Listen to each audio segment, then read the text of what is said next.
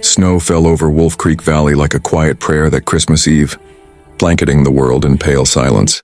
The wind pushed low against the pines, carrying with it the distant cry of wolves and the faint scent of smoke rising from the widowed rancher's chimney.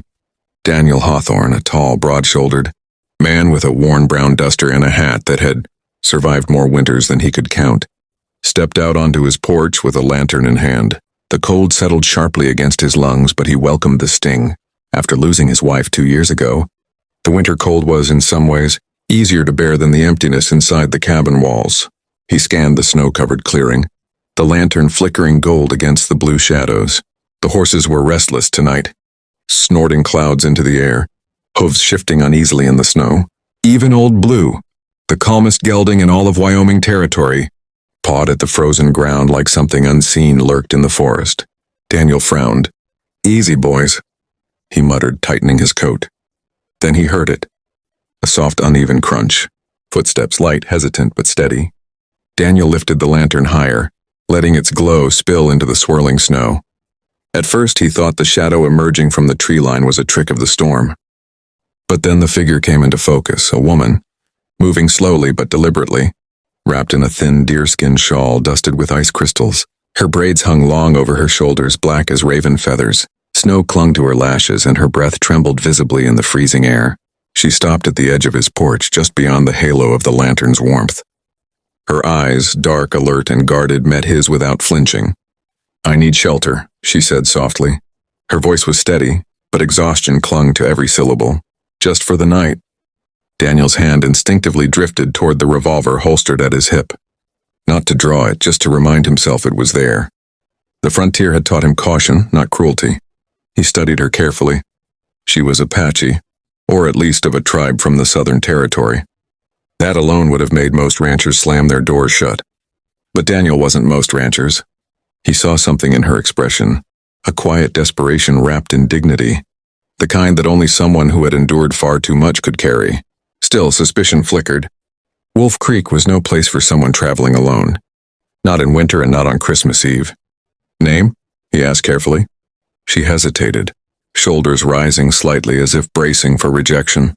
"Naily." The name settled between them like a soft drumbeat. Beautiful. Strong. Rooted in a world older than the timber that made up his cabin walls. Daniel shifted his weight. He could turn her away. He could tell her she was too close to town, that folks wouldn't take kindly to an Apache woman walking around. He could even warn her of the blizzard coming in from the north. But he didn't. Instead, he saw his wife's face in his mind, gentle, kind, always urging him to open his door to those in need. Christmas Eve had been her favorite night of the year. She always believed the world softened its heart just a little on that night. He lowered his hand from his holster. "You're freezing," he said quietly. "Come inside." Nayeli's eyes widened just slightly, surprise breaking through her guarded expression. She stepped forward, snow crunching beneath her soft leather boots, and passed under the frame of the porch as though stepping into another world. Inside, the cabin glowed with warm lamplight and the sweet scent of burning pine. Daniel gestured toward the hearth. "Sit, warm yourself." She approached the fire but did not sit immediately. Instead, she stood close to the flames, rubbing her hands together, her breath slowly steadying. Daniel removed his gloves, hanging them beside the door. "You traveled far," he said. It wasn't a question. She nodded, still staring into the fire. "Farther than I planned." He waited, giving her space to speak if she wished. "There were soldiers," she finally murmured. "They came to the village near the river. We were told to leave again." Her voice trembled only once before she steadied it. "Not everyone escaped." Daniel felt the sting of her words, familiar with loss though of a different kind. He wasn't sure what comfort to offer. Words often felt useless in the face of memories that carved themselves into bone. The floorboards creaked as he walked toward the stove. "I'll make you something warm." "Haven't got much, but it'll help." Nayeli blinked, turning slightly toward him. "Why?" The question wasn't ungrateful, it was honest. Practical. Human. Daniel met her gaze. "Because no one should freeze on Christmas Eve." For the first time, a small flicker of softness touched her eyes. Perhaps gratitude, perhaps weary relief, he wasn't sure. But it warmed the room more than the fire. As he boiled water and placed dried venison into a pot, he glanced at her again. Her posture was guarded but not hostile, strong but fragile in her exhaustion. She carried herself like someone who had spent years fighting to stay alive in a world intent on pushing her out. "Do you have family?" he asked. She swallowed hard. "I had." Daniel nodded, not prying further. The wind howled outside, rattling the cabin windows. Nayeli glanced toward the sound instinctively, her muscles tensing. "You're safe here," Daniel said gently. She held his gaze for a long moment. "I believe you." When the stew was done, he handed her a bowl. She sat on the small stool by the fire, steam curling warmly toward her face. She took a careful bite, her eyes closing briefly in relief. Daniel sat across from her, not too close, giving her space. He studied the sparks rising in the fire, reminding himself how long it had been since he'd shared his home with another living soul aside from the horses and the occasional passing traveler. But Nayeli wasn't like any traveler he'd met before. When she finished the meal, she set the bowl down carefully. "Thank you." Daniel nodded. "You can sleep by the fire. The storm will hit hard tonight." Nayeli hesitated. "I will not be a burden. I can help with chores tomorrow. I can work." "You don't owe me anything," Daniel said firmly. But she shook her head. "I owe you my life." Silence settled between them, thick but not uncomfortable. Daniel stood and placed another log onto the fire. The flames roared softly, casting molten orange light across the room. "You should rest," he said. Nayeli nodded, finally allowing her body to sink toward the blankets he'd set out for her. As she lay down, the firelight reflected in her eyes, revealing layers of exhaustion and untold stories. Daniel stepped toward the door and peered out at the storm, beginning to swallow the valley. The snow had grown heavier, wind stronger. No one would survive out there tonight. When he returned to the hearth, Nayeli's eyes were half closed, but she watched him silently. "You have a good heart," she whispered. "No," Daniel said softly. "Just a lonely one." Her lashes lowered fully then, sleep taking over, and Daniel remained by the fire a moment longer, listening to the storm and to the soft, steady breathing that reminded him he was no longer alone. And for the first Christmas Eve since his wife's passing, the cabin didn't feel empty. Morning broke slowly over Wolf Creek Valley, brushing pale gold across the snow-draped pines and the frozen roof of Daniel Hawthorne's ranch.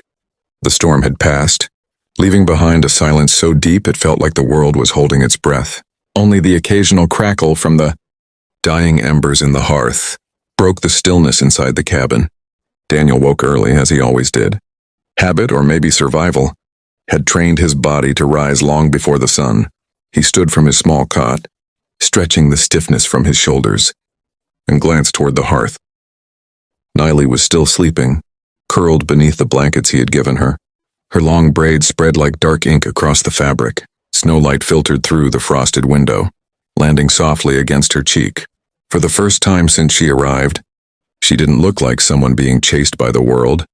Her expression had softened, as if the warmth of the fire had finally allowed her spirit to loosen its grip on fear.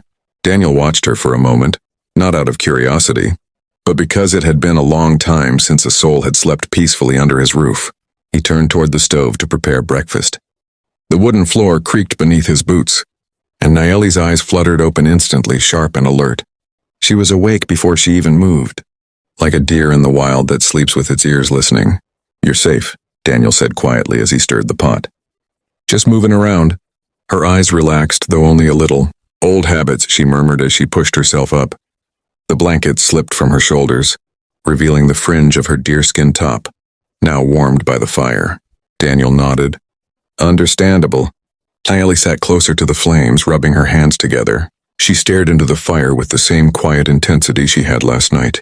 The light flickered in her dark eyes, revealing something deeper, pain maybe, or a memory she was trying to keep buried. Daniel placed a pot of coffee on the stove, letting the aroma begin to fill the cabin. "Storm's gone," he said, glancing out the window. "Sky's clear. Should warm up a bit." Nayeli didn't respond. Instead, her gaze drifted toward the window, her expression shifting, uncertainty flickering behind her calm facade. "You can stay until you decide where to go next," Daniel added, keeping his voice careful. "Ain't no rush." This time she looked at him, truly looked. "Why are you helping me?" Daniel exhaled slowly, as though the answer had been sitting in his chest for years. Because I know what it feels like to lose everything. Nayeli held his gaze for a long moment before she looked away, swallowing hard. I didn't lose everything, she whispered. Some things were taken. Daniel stilled, the wooden spoon in his hand pausing mid-stir. Taken. The word cut through the air like a blade. He didn't push her. He didn't need to. The meaning was clear enough. Soldiers, raids, families torn apart. She had run, not because she wanted to, but because she had been forced to. He served her a warm plate of eggs and bread, and they ate in quiet companionship. The kind of quiet that wasn't uncomfortable, but heavy with unspoken stories. When they finished, Daniel stood and pulled on his coat. Gotta feed the horses. You're welcome to rest, but... He hesitated. If you want to come, you can.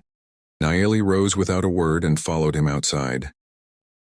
The cold bit sharply at their cheeks, but the morning sun softened the edges of the world. Snow glittered like crushed diamonds across the fields, untouched except for the horses' tracks from the night before. Daniel opened the gate to the barn. The horses whinnied at the sight of him, and one of them, Blue, stomped eagerly in the snow. Nayeli watched them carefully, her eyes scanning each animal as though reading their spirits. You know horses? Daniel asked. I know how to listen, she answered softly. Animals speak when people don't. Daniel considered that. Blue's the leader, stubborn, but he's got a good heart. Nayeli approached the big gelding slowly, her movements calm, deliberate. She extended her hand, palm relaxed. Blue lowered his head, sniffed her fingers, then nudged her softly. Daniel blinked. Damn, he don't warm up to strangers that quick. Nayeli gently stroked Blue's muzzle. He knows you're good. And he knows I mean no harm. Daniel looked at her then, really looked. There was something about her. Something he couldn't quite name. Strength, softness, survival, a mix of all three. Hoofbeats, distant but unmistakable. Daniel stiffened. Nayeli tensed instantly, every muscle tight as wire. The horses in the paddock snorted nervously. Daniel narrowed his eyes toward the tree line. Riders, he said. 3 of them. Nayeli's pulse quickened. Soldiers? Daniel's hand drifted to his revolver. Maybe, or worse. Nayeli stepped closer to him, her voice low, urgent. If they're soldiers, they might have seen me with you. Daniel didn't hesitate. Get inside. Stay low. But... Go, he commanded quietly but firmly. Nayeli ran toward the cabin, her braids whipping behind her. Daniel stood tall in the snow, coat flapping in the cold wind as the riders approached. Dark silhouettes against the white horizon. Men with rifles. Men who didn't look like they came to talk. Daniel's jaw tightened. Christmas Eve had brought Nayeli to his door. Christmas morning was bringing danger, and he was ready to face it. For her. For the boy she needed to save. For the second chance life had unexpectedly placed in his path. The hoofbeats drew closer, crunching through the snow in a steady, ominous rhythm. Daniel Hawthorne stood tall in the clearing, the cold wind snapping at the edges of his coat as he tightened his grip on his lantern, his other hand hovering near the butt of his revolver. Snowflakes drifted lazily around him, but the approaching silhouettes carved a sharp presence into the morning calm. 3 riders emerged fully from the tree line, their horses snorting clouds of steam into the frigid air. They slowed as they neared the ranch, their eyes scanning the property with a familiarity that made Daniel's stomach pull tight. These were not lost travelers. These were men on a mission. The leader rode a chestnut stallion, stocky build, thick beard, blue military coat barely hidden beneath a worn duster. Not quite army, more like men who once were. Army, but now operated with enough freedom to be dangerous. His eyes narrowed at the sight of Daniel standing alone. Morning, he called, voice cold as the winter wind. Daniel kept his tone even. Mornin'. The man's gaze flicked over the ranch, lingering a little too long on the barn, the fence line, the snow disturbed by footsteps that weren't his. He wasn't here for conversation. You Hawthorne? The man asked. Daniel nodded once. I am. The other 2 riders shifted, scanning the cabin. One of them tapped his glove against the rifle slung over his saddle. Not threatening yet, but close enough. The leader offered a tight, humorless smile. Colonel Briggs, U.S. Reserve Patrol. Reserve Patrol. Daniel knew what that meant. Unofficial authority, unofficial business, and trouble dressed in a badge no one bothered to verify. What brings you out this way, Colonel? Daniel asked. Briggs stretched his shoulders, glancing around as if memorizing every corner of Daniel's land. Looking for someone. A runaway tribal girl, Apache. He said the last word with disdain, spitting it into the snow. Daniel's jaw tightened slightly, but he didn't flinch. Haven't seen anyone. Briggs raised a brow. You sure? Tracks heading up this way. Storm made tracks everywhere, Daniel replied calmly. Could have been anything. Briggs leaned forward in his saddle. She's dangerous. Daniel held his ground. Snow like this? Anyone out there is more endangered than dangerous. Briggs frowned. She attacked 2 soldiers during a transport. Took off, might be armed. Daniel didn't blink. Don't know what to tell you. The second rider sniffed the air dramatically like a wolf catching scent. Smells like smoke from a cabin that had a guest for the night. Daniel didn't turn. Didn't give himself away. Had the stove burning all night. Storm was brutal. Briggs' eyes dropped to Daniel's boots, then to the snow behind him. Fresh prints, he said softly. Daniel stepped forward, blocking their view. My land, my prince. Briggs's gaze darkened. Mind if we take a look around your cabin? Daniel's hand dropped instinctively to his holster. I do mind. The men stiffened. Snowflakes hung in the air like suspended sparks. Briggs shifted in his saddle. We're authorized by the U.S. Territorial Office. Daniel cut him off. This ranch is private property. You ain't stepping foot inside that cabin without a warrant. Show me paperwork or ride away. The second rider scoffed. Paperwork? Out here? Daniel met his sarcasm with stone. That's right. Out here. Briggs exhaled, clearly growing irritated. He swung one leg over his saddle and dropped into the snow. The crunch echoed with threat. Look, Hawthorne, he said, stepping closer. We know she came this way. Thin girl about yay-high, long dark braids. Might have been crying. He tilted his head. Ring a bell? Inside the cabin, behind the frosted window. Nayeli crouched low beneath the sill. Breath shallow, listening to every word. Her heart pounded against her ribs, fear and shame colliding. She'd brought danger right to the man who sheltered her. She pressed her hand over her mouth, eyes wide as the voices outside cut through the stillness. Briggs paced closer to Daniel until they were only a few feet apart. You're a widower, ain't you? He asked, voice low, probing. Lost your wife, 2 years ago? Daniel's eyes hardened. You watch your mouth. Briggs smirked. Just saying. Lonely men do stupid things.